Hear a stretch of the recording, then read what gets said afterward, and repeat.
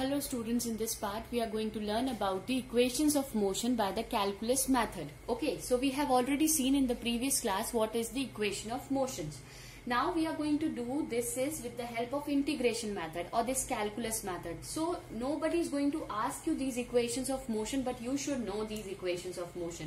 So we are going to use the accelerated motion equation. Okay, so this is our first equation of motion. So how we are going to start? As we know that acceleration is what? That is change in velocity with respect to time. If I am going to multiply this side, so I will get a dt is equals to dv, right? I can write it down. If you can see here, when my time is equals to 0, that time our velocity we say that is its initial velocity. So I can say that velocity at time t equal to 0 is u. Why it is so? Because it is initial velocity, right? And when time has reaches to some particular value, we can say t, so the final velocity will be v. So why I am writing this? Because we are going to integrate with a finite limit. So I am going to integrating both the side, integrating both side. What I will get when I am going to integrate? I will get integration of a dt is equals to integration of dv. Limit of dv will be what? From u to v, because lower limit to upper limit, and this will be 0 to t, right?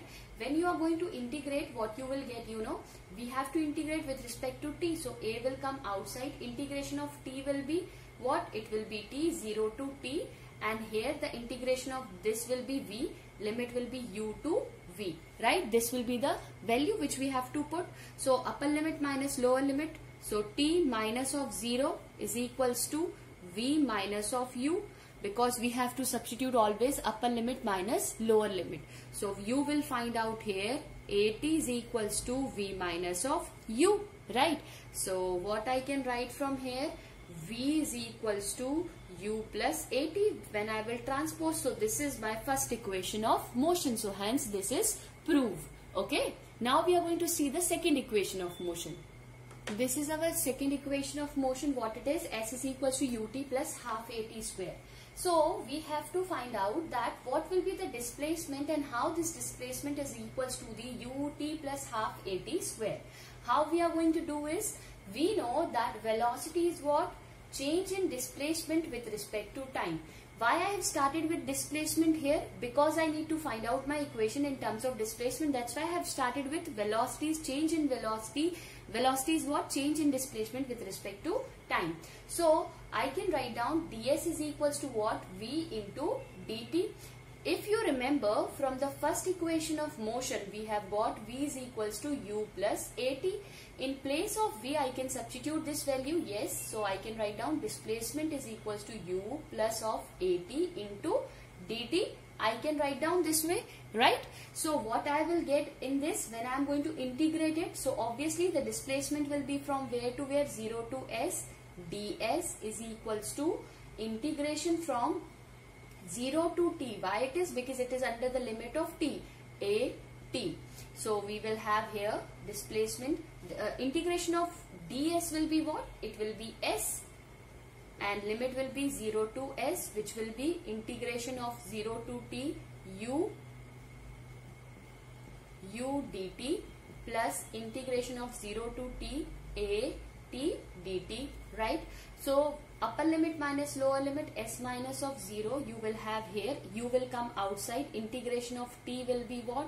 dt will be t. This will be 0 to t plus of here a will come outside. Integration of t will be what? t का integration क्या हो जाएगा? It will be t square upon 2. Right? This integration will be t square, because t का integration आप जब करोगे तो कैसे करते थे हम? You remember that if suppose I have the integration of this, so this will be integrated as t n plus 1. So what is n? N is already here 1 upon 1 plus of 1. So we will have this t square upon 2. Right? So this is the integration of this from 0 to t, the value which I have substituted here. Okay. So what we will get? This will be s is equals to ut plus of half of at square. This only the equation which we have to prove for this case, right? Now we are going to see the third case of it. Okay. Now we have to prove for the third equation of motion. V square minus u square is equals to 2as. from the definition of acceleration, we know A is equals to what? Change in velocity with respect to time. Okay, now to prove this, what I have to do is, I am going to multiply and divide ds. In this equation, I can do that, right? dv into ds upon ds into dt. I can write down this way. There is no harm in writing, because when I am going to cancel out, it will get cancelled. So if you will see here, I will have dv upon ds.